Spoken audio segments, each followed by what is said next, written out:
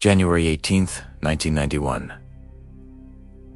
The world held its breath. On live television, something unprecedented was about to unfold.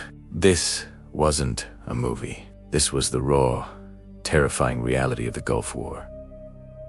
Suddenly, an air raid siren blares across Iran, Saudi Arabia. A CNN news crew, including reporter Charles Yako, is broadcasting live. Then, the chilling words from an off-camera voice. "That is an incoming panic sets in." Yako and his team scramble for their gas masks. Their movements frantic, their breathing heavy and amplified by the microphone.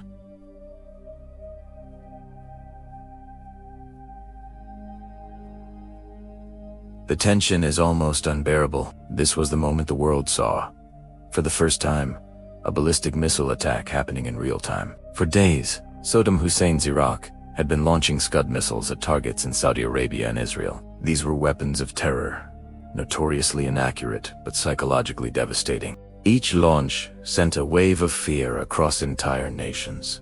The Scuds were a modified Soviet-era missile, a relic of the Cold War, now being used to draw Israel into the conflict and shatter the US-led coalition. The big question on everyone's mind was, could they be stopped? The United States had deployed a brand new, cutting-edge air defense system called the Patriot missile. It was designed to intercept incoming threats, but its effectiveness against ballistic missiles like the SCUD was largely theoretical. It had never been tested in actual combat. The hopes of millions rested on this unproven technology. Back in Tehran, as the CNN crew huddled on the floor, the sky outside their hotel window lit up. A flash, then another. It wasn't the impact of the SCUD. It was something else entirely. Streaks of light shot upwards into the night sky, racing to meet the incoming threat. These were the Patriot missiles, launched from a nearby battery. On screen, you can see these bright interceptors climbing at incredible speeds. Then, a brilliant explosion blossoms in the darkness, a fireball. The Patriot had found its target. Charles Yako, looking out the window, exclaims, "We've got an intercept." The relief in his voice is palpable. A second Patriot launches, creating another fiery spectacle. It was a scene straight out of science fiction, but it was happening live, broadcast into living rooms around the globe.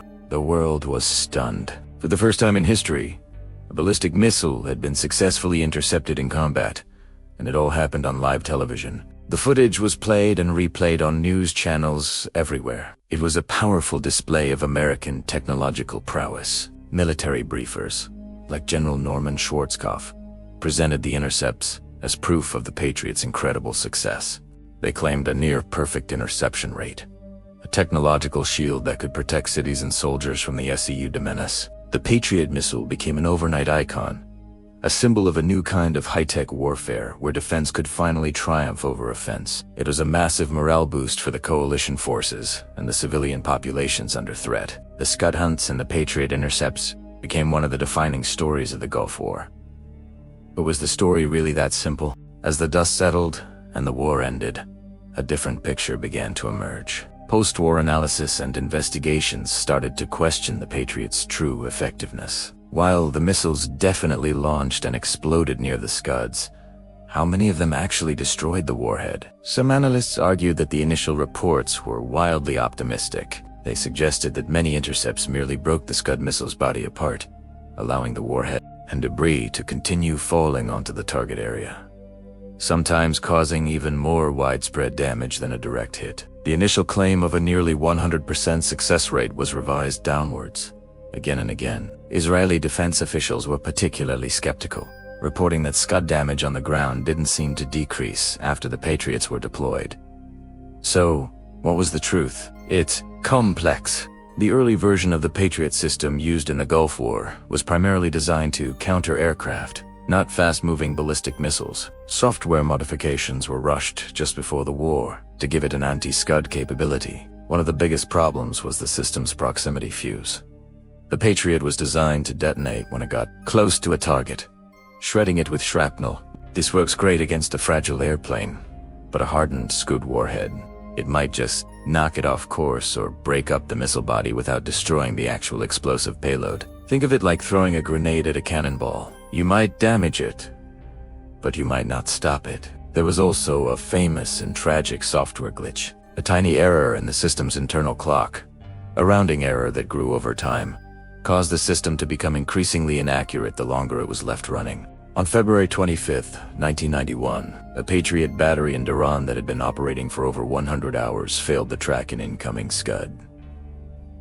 The system's tracking gate looked in the wrong place in the sky, and the interceptor never launched. That SCUD slammed into a US Army barracks, killing 28 American soldiers and injuring around 100 more. It was the single most devastating attack on US forces during the entire war, caused not by enemy cunning, but by a flaw in the very system designed to protect them.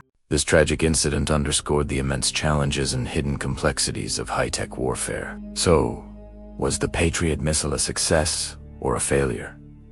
The answer is, it was both. It was a phenomenal psychological success. The sight of those missiles soaring into the night to meet the SCUDs provided immense comfort and hope to terrified civilians and soldiers. It kept Israel out of the war, preserving the fragile international coalition. It demonstrated that missile defense was no longer a fantasy. In that sense, its strategic value was enormous. However, as a pure weapon system in 1991, its actual physical effectiveness was far from the perfect shield it was portrayed to be. The early claims were a product of the fog of war and a powerful need for good news. The story of the Patriot in the Gulf War is a crucial lesson. It highlights the gap that can exist between the perception of technology and its reality. The live TV intercepts created a myth of technological but behind the curtain, engineers and soldiers were grappling with the system's very real limitations. That experience, however, became the driving force for decades of improvement. The Patriot system of today is a direct descendant of the one used in 1991, but it's been upgraded, redesigned, and improved countless times. Its software, hardware, and interceptor missiles are generations ahead of what we saw on CNN. Modern Patriot systems have a much better proven track record in conflicts around the world, learning the hard-won lessons from those first fiery nights over the Saudi desert. That moment on January 18, 1991, remains one of the most iconic moments in modern history. It was a collision of media, technology, and warfare that changed how we see conflict. It was a moment of terror, of relief, of technological wonder, and ultimately, a cautionary tale. It showed the world that a missile could be shot out of the sky, but it also taught us that in war, there are no simple solutions or magic bullets. Even the most advanced technology has its limits, and the line between triumph and tragedy can be razor thin. Thank you for watching. If you found this look back at history interesting, please like this video and subscribe to our channel for more deep dives into the events that shaped our world. See you next time.